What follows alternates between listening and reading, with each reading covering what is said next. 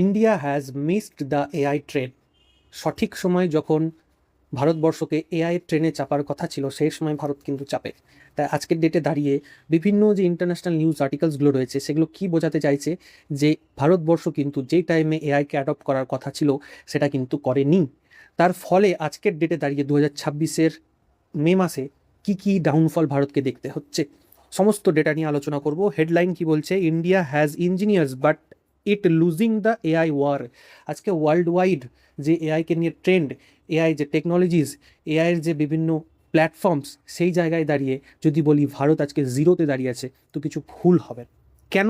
দেখো, ব্লুমবার্গস এত বড় একটা আর্টিকেল লিখছে, India has miss the AI trend, যেটা আমি প্রথমে টাইটেলে বললাম। জাপান টাইমস কি বলছে? Run as market darling may be over. যেটা ইন্ডিয়াকে আইটি ইন্ডাস্ট্রির ডার্লিং মার্কেট বলা হতো, কারণ ইন্ডিয়ার কাছে সবথেকে বেশি দক্ষ আইটি ইঞ্জিনিয়ার্স ছিল। একটা বিশ্বব্যাপী যে আমাদের গ্রিপ ছিল, সেই ডার্লিং মার্কেট মেবি ওভার হতে চলেছে। কেন? দেখো এখানে এই আর্টিকেলে কি বলছে, ভারতের অনলি 3% সফটওয়্যার ইঞ্জিনিয়ার্স আছে যারা এমএল অর্থাৎ মেশিন লার্নিং বা এআই স্কিল্ড। বাকি বাকি এখনও সেই পুরনো সেই জিনিসকে নিয়েই চলছে। তার পেছনে একটা বড় কারণ আছে। যখন সঠিক সময়ে ইনভেস্ট করার কথা হয়েছিল ইনফোসিসের যিনি আমাদের মালিক রয়েছেন তার সাথে, তিনি তখন কিছু একটা উক্তি করেছিলেন। আজকের ডেটে দাঁড়িয়ে হঠাৎ উনি ট্রেন্ড করছেন। তো এই সমস্ত ডিটেলস আমরা দেখব। আজকের ডেটে দাঁড়িয়ে ভারত কিন্তু এআই 32 র্যাঙ্ক করছে ওয়ার্ল্ড ওয়াইড। এত বড় একটা ওয়ার্ল্ডের মধ্যে যেখানে আইটি ইন্ডাস্ট্রিতে এত বড় গ্রিপ থাকা সত্ত্বেও এআই টেকনোলজিতে 32 র্যাঙ্ক করছে, খুব যেটা চিন্তার বিষয়। এবং ইনভেস্টমেন্ট গ্যাপ কত রয়েছে? $15 বিলিয়ন। $15 বিলিয়ন এখনও ইনভেস্টমেন্ট গ্যাপ। এটা একটা বিশাল বড় টাইম। ইকোনমিক্স টাইমস কি বলছে? IT sector waiting at 26-year লো। যেটা আমাদের আইটি সেক্টর এত বেশি প্রফিট করতো 2026-এ এসে একটা বিশাল বড় লো বা ডাউনফল ফেস করছে। সবই কি ওয়ারের জন্য? এখানে বোম্বে স্টক এক্সচেঞ্জকে যদি দেখি -10,000 আছে। এগুলো একটা যে ডেটা, ঠিক আছে, সেগুলোকে যদি আমরা দেখি সেই তুলনায় দেখো ওপেন এআইকে যদি দেখি, যে একটা $1 বিলিয়ন যখন এটার ইনভেস্টমেন্টের কথা হয়েছিল ভারতে, ঠিক আছে, সে এখন আজকে দাঁড়িয়ে কত বড় ভ্যালুয়েশন এসে দাঁড়িয়েছে? $852 ভ্যালুয়েশনে দাঁড়িয়েছে।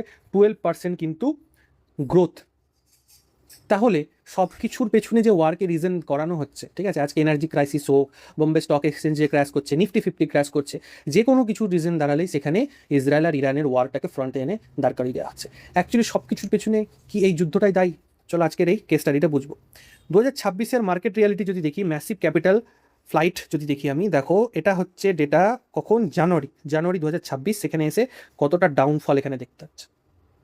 কিছু কিছু ইন্ডিয়ার বড় বড় ইনভেস্টার, ঠিক আছে, ডোমেস্টিক ইনভেস্টার ডিপলি এখানে ইনভেস্ট করছে যাতে একটা বড় ডাউনফল না আসে। কিন্তু ইন্টারন্যাশনালি যদি ক্যাপিটালের দিক থেকে দেখা যায় তাহলে কিন্তু জিরো এআই ইন্টিগ্রেশন ভারতের জিরো এআই ইন্টিগ্রেশন। এত বড় কথা বিভিন্ন ইন্টারন্যাশনাল নিউজ আর্টিকেলসে আজকে দেখতে হচ্ছে, যেখানে ভারতবর্ষের মধ্যে সব থেকে স্কিল্ড এআই ওয়ার্কার রয়েছে। আমরা জানি ওয়ার্ল্ডের সব থেকে বড় বড় যে টেক জাইন্টগুলো রয়েছে, হয় সিইও পদে বা তার ডিরেক্টর পদে বা বড় বড় পদে, সেখানে কিন্তু ভারতীয় রক্তই বসে আছে বা ভারতীয় ব্রেন বসে আছে। তবু আজকের ডেটে দাঁড়িয়ে কেন এত বড় অপমানজনক কথা ভারতকে সহ্য করতে হচ্ছে? তার কারণ হচ্ছে, যদি এখানে আমরা দেখি যে এআই ইন্টিগ্রেশন গ্যাপ কতটা ভারতের সাথে বাকি আদার্স দেশ। যখন সঠিক সময় ছিল এআইকে অ্যাডপ্ট করার, তখন সব প্রথম সাউথ কোরিয়া কিন্তু এটাকে অ্যাডপ্ট করে এবং আজকে এআই ইকুইটিতে 78% গ্রো করে আছে। ভাবা যায় 78%, তাদের স্টক গ্রোথ করছে কত? 9.5%। তাহলে এখানে একটা সিম্পল কোশ্চেন উঠে আসছে, সাউথ কোরিয়া, তাইওয়ান, ইউএসএ, এরা কি এনার্জি ক্রাইসিসের জন্য ভুগছে না? আজকে যে স্টেট অফ হরমোজ যে ক্রাইসিসের জন্য, যে অয়েল হোক বা গ্যাসের যে ক্রাইসিস, ভারত ভুক্তভোগী, বাকি দেশগুলো কি ভুক্তভোগী নয়? এখানে সাউথ কোরিয়া কি ভুক্তভোগী নয়? তাইওয়ান কি ভুক্তভোগী নয়? তবুও তাইওয়ান বা এখানে সাউথ কোরিয়ার স্টক গ্রোথ কী করে 9.5% প্লাস? কী করে এখানে তাইওয়ানের এআই ইকুইটির 42% plus, semiconductor 47% plus? How this is possible? আমি এবার চলে আসি ইন্ডিয়া আইটি যে মার্কেট আছে সেটা নিয়ে।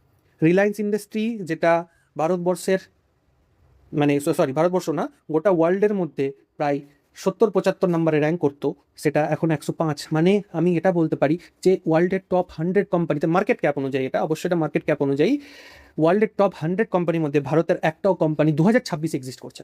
এটা ছিল, এই যে রিলায়েন্স ইন্ডাস্ট্রি ছিল, এইচডিএফসি ব্যাঙ্ক, সেটা মোটামুটি 90 থেকে 95-এর মধ্যে র্যাঙ্কের মধ্যে ছিল। ইনফোসিস, যার জন্য আজকে ওয়ার্ল্ড ওয়াইড ইন্ডিয়ান 96 সেক্টরে এত বড় নাম, সেটা কোথায় নেমেছে?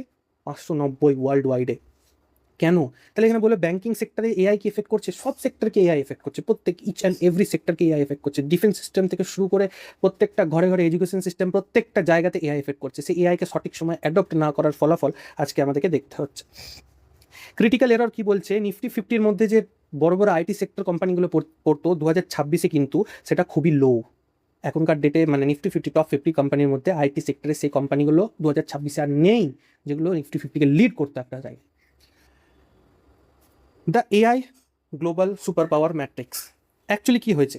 ইউএসএতে সব প্রথম যে এআই শুরু হয়, যেটা আমরা চ্যাট জিপিটি নামে জানি, যে কোম্পানিটার নাম হচ্ছে ওপেন এআই, রাইট? তো যখন ওপেন এআই ইন্ট্রোডিউস হয়েছিল, ঠিক আছে, কোথায় হয়েছিল? আমেরিকাতে হয়েছিল। কোন টাইমে হয়েছিল? যে টাইমে হয়েছিল সেই টাইমে ভারতের কাছেও কিন্তু প্রপোজাল এসেছিল, তারা ফান্ডিংয়ের জন্য কিন্তু ইনফোসিসের কাছে এসেছিল তারা। কিন্তু সেখানে ইনফোসিসের যিনি মালিক ছিলেন, শ্রী নারায়ণ মূর্তিজি, উনি একটা মানে মন্তব্য পেশ করেন, যার জন্য আজকে ডেটে দাঁড়িয়ে আবার উনি ট্রেন্ড করছেন। একটা ছোটো মন্তব্যের জন্য আজকে তার কোম্পানিকে এত বড় একটা লস ফেস করতে হচ্ছে। শুধুমাত্র মানে কোম্পানি বলবো না, ইনফোসিস কোম্পানি বলবো না, যে গোটা ইন্ডিয়াকে এটার জন্য সাফার করতে হচ্ছে। The architect, AI main architect USA obviously, এবং যে আর্টিফিশিয়াল ইন্টেলিজেন্স আমরা ইউজ করি, সেটা জেমিনাই হোক, ফেসবুকের মেটা এআই হোক, অ্যাপেল হোক বা মাইক্রোসফট হোক, যে কোনো, তার জন্য সবথেকে যেটা মূল্যবান জিনিস লাগে সেটা হচ্ছে এনভিডিয়ার চিপ ইউজ হয়, ঠিক আছে? তার টোটাল মার্কেট ক্যাপ পৌঁছে গেছে $3 ট্রিলিয়ন। আমি যদি বলি এটা মোটামুটি ভারতের জিডিপির কাছাকাছি, তো কিছু ভুল হবে না। একটা কোম্পানি, এত বড় দেশ, একটা 150 কোটি জনসংখ্যার দেশ, একটা কোম্পানির যে ভ্যালুয়েশনের সমান, জাস্ট একটা ভুলের জন্য, যে যখন ইউএসএ আর্কিটেক্ট ছিল, যখন তৈরি করছিল ওপেন এআই, যখন চ্যাট জিপিটি তৈরি করছিল, তখন কিন্তু ভারতের কাছে একটা সুযোগ ছিল। অ্যাপেল $3 ট্রিলিয়ন পৌঁছেছে, alphabet $2 trillion, open AI $852 billion আজকে হয়ে দাঁড়িয়েছে একটা সিঙ্গেল কোম্পানি চ্যাট জিপিটি কারণে, ঠিক আছে? Hardware total 3.7 million chips produce হয়েছে এই এআই জন্য, ভাবা যায়। তার মধ্যে এনভিডিয়া সেই চিপস প্রোভাইড করেছে, আজকে ডেটে দাঁড়িয়ে এত বড় কেন হয়ে দাঁড়িয়েছে। চায়নার কাছে একটা চ্যালেঞ্জ হয়ে যাচ্ছে। দ্য চ্যালেঞ্জার কেন বলা হচ্ছে চায়নাকে? কারণ এনভিডিয়া যেহেতু একটা ইউএস বেস কোম্পানি ছিল, সে তখন চায়নাকে চিপ দেওয়ার জন্য মানা করে দিয়েছিল, যে আমরা চিপ দেবো না, ঠিক আছে? তারা একাই এটার আর্কিটেক্ট হয়ে থাকতে চেয়েছিল, কিন্তু কী করলো তখন চায়না 1.2 ট্রিলিয়ন ইউয়ান 2025 সালে এআই আর্কিটেক্টের উপর ইনভেস্ট করলো, এবং কী হলো? ডিপসিক লঞ্চ করলো। তাহলে চায়নার কাছেও নিজস্ব আর্কিটেক্ট আছে, চায়নাও নিজে একটা এআই মডেল তৈরি করতে পেরেছে, চায়না নিজে একটা এআই প্ল্যাটফর্ম তৈরি করতে পেরেছে, ঠিক আছে? এছাড়া আরও কী কী আছে? বাইডু, টেনসেন্ট, আলিবাবা, এগুলো বিভিন্ন ডোমেস্টিক এআই আছে। এবার চলে আসি ইন্ডিয়া লাস্ট পজিশনে এসে দাঁড়িয়ে না, কনজিউমার, জাস্ট একটা কনজিউমার মার্কেট বা কাস্টমার মার্কেট হয়ে দাঁড়িয়ে আছে, just customer market, zero AI mega cap. Hardware semiconductor missing in early planning. আজকে এএসএমএল এর সাথে টাটা গ্রুপের একটা মার্জ হয়ে তৈরি তো হবে, কিন্তু সেটা অনেক দেরিতে হচ্ছে, এটা শুরুতে কেন হয়নি? ঠিক আছে? ইকোসিস্টেম যদি বলি, তাহলে মানে কিছু বলারই নেই, ঠিক আছে? ভারতের নিজস্ব এআই মডেল একটা তৈরি হয়েছে, কিন্তু সেটা কপিড, চ্যাট জিপিটির কপিড। কেন সেটা চ্যাট জিপিটির কপিড হবে? নিজস্ব কেন ইন্টেলিজেন্স নেই এখন দাঁড়িয়ে? ভারতের কি সে ক্ষমতা ছিল না নিজস্ব ইন্টেলিজেন্স তৈরি করার? সবই ছিল, ছোট একটা ভুল। The consumer trap. Actually Bharat এত বড় পপুলেটেড কান্ট্রি, ঠিক আছে? এখানে বিভিন্ন যে এআই মডেলগুলো রয়েছে, তারা কি চায়? তারা কি চায় যে আমার প্রতিবেশী দেশ বা আমার যে বড় মার্কেট, সে যে আমি যে জিনিসটা বানাচ্ছি, সেই জিনিসটা বানানো শিখে যাক? কোনোদিনই চায় না। কেন? কারণ এত বড় একটা মার্কেটকে সে কাস্টমার হিসেবে ব্যবহার করতে চাইছে, সে জাস্ট কাস্টমার হিসেবে ব্যবহার করতে চাইছে। প্রথমে ফ্রিতে ইউজ করিয়ে সেটাকে অ্যাডিক্টেড তৈরি করা, তারপর সাবস্ক্রিপশন, এই তো সিম্পল মডেল। আজকের ডেটে দাঁড়িয়ে বিভিন্ন যে এআই মডেলগুলো রয়েছে, ম্যাক্সিমামই কিন্তু ইউএস বেস। তারা প্রথমে তোমাকে ফ্রিতে ক্রেডিটস দিয়ে তোমাকে সেটা হ্যাবিচুয়েট করবে, তারপর তুমি যখন সেই এআইকে ছাড়া তুমি থাকতে পারবে না, তখন তোমাকে তারা সাবস্ক্রিপশন বিক্রি করবে। তাহলে ভেবে দেখো, আজকে ডেটে দাঁড়িয়ে ইন্ডিয়া যে এত বড় একটা আইটি হাব, সেখানে যদি এআই ইউজ এত বেশি পরিমাণে হয়, তাহলে কত বেশি রেভিনিউ আমেরিকা ভারত থেকে নিয়ে যাবে। আজকে এই পরিস্থিতির জন্য মানে দায়ী কাকে করবে তোমরা কমেন্টে জানো। জাস্ট একটা প্রম্পট ইঞ্জিনিয়ারের পোস্ট হয়ে দাঁড়িয়েছে ইন্ডিয়াতে, আর কিছু না। 2017-তে ভারত এই অপরচুনিটিটাকে মিসড করেছে, 2017-তে, ঠিক আছে?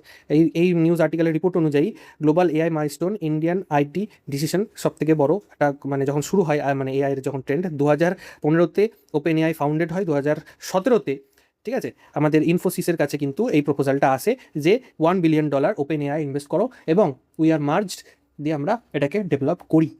বাট সেই সময় যিনি ইনফোসিসের মালিক রয়েছিলেন, তিনি সেটাকে রিজেক্ট করেন এবং নাম দেয় যেটা একটা ওভার হাইপড, এটার এখন দরকার নেই ভারতবর্ষে, এটা আসবে এবং চলে যাবে।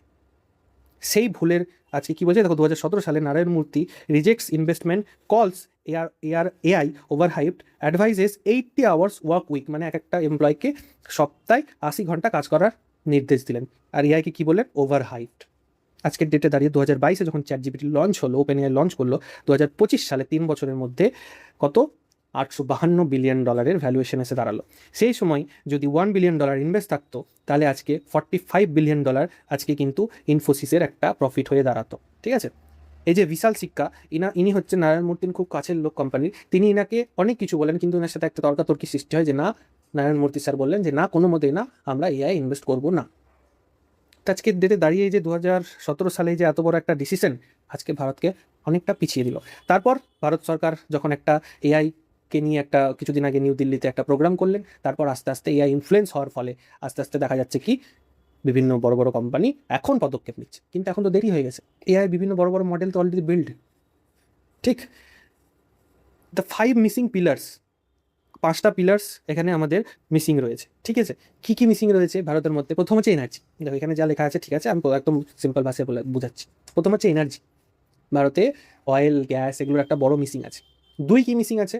2 নম্বর যেটা মিসিং আছে সেটা হচ্ছে আমাদের কাছে চিপস, যেটা এখন বর্তমানে আমাদের কাছে অ্যাভেলেবেল হবে, যেহেতু ASML এর সাথে টাটা গ্রুপের একটা মার্জ করে এটা টেকনোলজি শেয়ার করে সে মেশিনারিটাকে নিয়ে এসে আমরা চিপ তৈরি করতে পারবো। ঠিক, এই যে সেমিকন্ডাক্টর মানে যে ডিপেন্ডেন্সি ছিল আমাদের। তারপর হচ্ছে বিভিন্ন যে এআই বেস মডেলগুলো আছে তার উপর পুরোপুরি নির্ভরতা। আজকের ডেটে দাঁড়িয়ে ভারতের কোনো এআই মডেল এমন আছে যেটাকে ChatGPT বা জেমিনাই বা মেটা আইকে টক্কর দিতে পারবে? দিতে পারবে না। এআই স্কিল্ড ওয়ার্কার বা কোডার বা আর্কিটেক্ট নেই ভারতবর্ষের মধ্যে। তাহলে কি এসে দাঁড়াচ্ছে? আর লাস্ট হচ্ছে হার্ডওয়্যার ইনফ্রাস্ট্রাকচার নেই ভারতের মধ্যে। এই যে 5টা বড় রিজন হয়ে দাঁড়িয়েছে না, এই 5টা পিলারই ভারতের মধ্যে নেই। তো কি করে সেই জায়গাটা তৈরি করবে আজকে ভারতবর্ষ? সেই এআই কীভাবে তৈরি করবে? শুধুমাত্র আমরা প্রম্পট দিতে জানি এবং ইমেজ ক্রিয়েট করতে জানি, ভিডিও ক্রিয়েট করতে জানি, ইউটিউবে বিভিন্ন ভিডিও আসছে যে কী করে এআই ইনফ্লুয়েন্সার তৈরি করবো, এআই ইনফ্লুয়েন্সার তৈরি করে কী করে ইনস্টাগ্রাম থেকে মানি আর্ন করবো, কিন্তু কোথাও এরকম ব্যাপার নেই যে কীভাবে একটা ইউনিক এআই মডেল বা এআই প্ল্যাটফর্ম হোক, যাই হোক, সেটা তৈরি করবো। সেরকম কোনো এখন অবধি কোনো রিপোর্ট নেই। The end of the mass hiring IT model. ঠিক আছে, ইন্ডিয়াতে যে আইটি হেডকাউন্ট ছিল, ট্রেডিশনাল আইটি হেডকাউন্ট, আজকে ডেটে দাঁড়িয়ে এআইয়ের জন্য কতটা বেশি আমাদের ফায়ারিং হচ্ছে সেটা আমরা এই ডেটাটা দেখতে পাবো। কিন্তু যেখানে রেভিনিউ পার এমপ্লয় ভায়া এআই, সেই এআইকে থ্রু যারা এআইকে কাজ শিখেছে বা এআইকে অ্যাডপ্ট করেছে যেসব এমপ্লয়রা, তাদের থ্রুতে কোম্পানিগুলো কতটা আর্ন করছে। মানে ওয়ার্কফোর্স কমছে বাট ওয়ার্ক বাড়ছে যারা এআইকে সঠিকভাবে ইউজ করে সেটাকে ইমপ্লিমেন্ট করছে। যে সমস্ত কোম্পানি ইমপ্লিমেন্ট করছে, যে সমস্ত ইঞ্জিনিয়ার সেটাকে ইমপ্লিমেন্ট করছে, তারা কিন্তু গ্রোথেই থাকছে। ঠিক, yes. The future threat becoming A digital AI colony. Becoming A digital AI colony, এত বড় কথা বলছে ভারতকে। ঠিক আছে, just the AI consumer trap, এটা আর কিছুই না। 2030-এর মধ্যে এআই মার্কেট $4.8 ট্রিলিয়ন হতে চলেছে। একটা ইন্ডাস্ট্রি একটা গোটা দেশের জিডিপির সমান হতে চলেছে 2030 সালের মধ্যে। এটা মানে কি বলে এটাকে আর এক্সপ্লেন করা যাবে, আমার কাছে কোনো ভাষা নাই। কি বলছে দেখো, without domestic AI infrastructure and models the nation become dependent on importing critical intelligence and capabilities. This creates a persistent outflow and capital and talent, reducing sovereignty. এর থেকে বেশি আর খারাপ কী হতে পারে? ঠিক আছে, 2026 counter offensive and mobilising capital. ঠিক আছে, 2026-এ যখন প্রাইম মিনিস্টার একটা এআই কনভেনশন অর্গানাইজ করেন এবং এআইকে ইনফ্লুয়েন্স করার জন্য দেশবাসীকে বলেন, এবং বিভিন্ন আইটি ইঞ্জিনিয়ারদেরকে এখানে ইনভাইট করা হয় এবং বিভিন্ন কোম্পানিকেও এখানে ইনভাইট করা হয় তাদের সাথে একটা মার্জার ডিল করার জন্য। তো দেশ বিদেশ থেকে বিভিন্ন এসে, তো ডেটা সেন্টার একটা মেগা বিল্ড করার জন্য $100 বিলিয়ন এখন আদানি কী করেছে, এখানে একটা ইনভেস্ট করেছে ডোমেস্টিকভাবে। ঠিক আছে, তারপর হচ্ছে $500 বিলিয়ন একটা টার্গেট রাখা হয়েছে সেখানে IBM এবং ইন্ডিয়ার এআই মিশন পার্টনারশিপের থ্রুতে 2030-এর মধ্যে। তারপর হচ্ছে সেমিকন্ডাক্টর পুশ, যেটা এখন আমরা রিসেন্ট খবরে দেখতে পাচ্ছি, ASML এর সাথে টাটা গ্রুপের যে একটা মার্জার হয়েছে সেমিকন্ডাক্টর চিপ বানানোর জন্য। তো এই সমস্ত যে বিষয়গুলো সেটা এখন হচ্ছে। এই জিনিসটা 2017 সালে যখন ওপেন এআই প্রপোজ করেছিল ইনফোসিসের সাথে, তখন কেন এই মুভমেন্টগুলো হয়নি?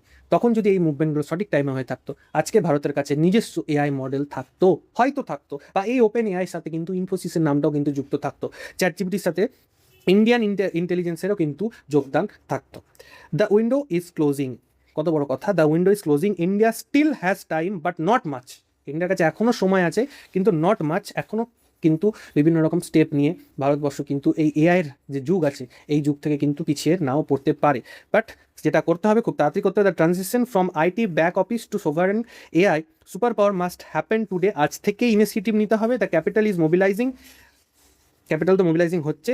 The youth R ready, youth তো অলওয়েজ রেডি, বাট সেই ইনফ্রাস্ট্রাকচার, হার্ডওয়্যার, সিলিকন্ডাক্টার, টোটাল যে ইনফ্লুয়েন্সার মানে ইনফ্লুয়েন্সমেন্টের যেটা দরকার ইউথের মধ্যে সেটা কিন্তু নেই। এখন অব্দি কী শেখানো হচ্ছে, কী করে এআইকে ইউজ করতে হয়, কী করে এআইকে বানাতে হয়, সেই ব্যাপারে কোনো কিন্তু কিছু নেই। বিদেশে দেখতে পাচ্ছি রোবট ইউজ হচ্ছে, রোবোটিক্স, ন্যানো টেকনোলজি প্রচণ্ড উন্নত হচ্ছে। ভারত কী করছে, সেখান থেকে কিনে নিয়ে চলে আসছে, সেটাকে ইম্পোর্ট করছে, এবং ইম্পোর্ট করার পর এখানকার ইঞ্জিনিয়ারদেরকে শিখিয়ে দেওয়া হচ্ছে কীভাবে এটাকে ইউজ করতে হয়। বাট বিল্ড কবে হবে, এই হচ্ছে প্রশ্ন। লাস্টের tagline, multi trillion dollar shift, we can not miss this train. এখনও সময় আছে, আমরা ট্রেনটাকে মিস করবো না, এইভাবে আমাদেরকে চলতে হবে। দেখা যাক ভারত সরকার এবং ভারতের বিভিন্ন যে আইটি জায়েন্টসগুলো রয়েছে তারা এরপর কী কী স্টেপ নিচ্ছে। আশা করতে পারি পরবর্তীকালে আমরা ভারতের নিজস্ব কিছু এআই মডেল দেখতে পাবো। তো থ্যাংক ইউ, এতটাই ছিল। বেদান্তিক একাডেমিকে সাবস্ক্রাইব করো এরকম ধরনের কেস স্টাডি পাওয়ার জন্য। আবার দেখা হবে।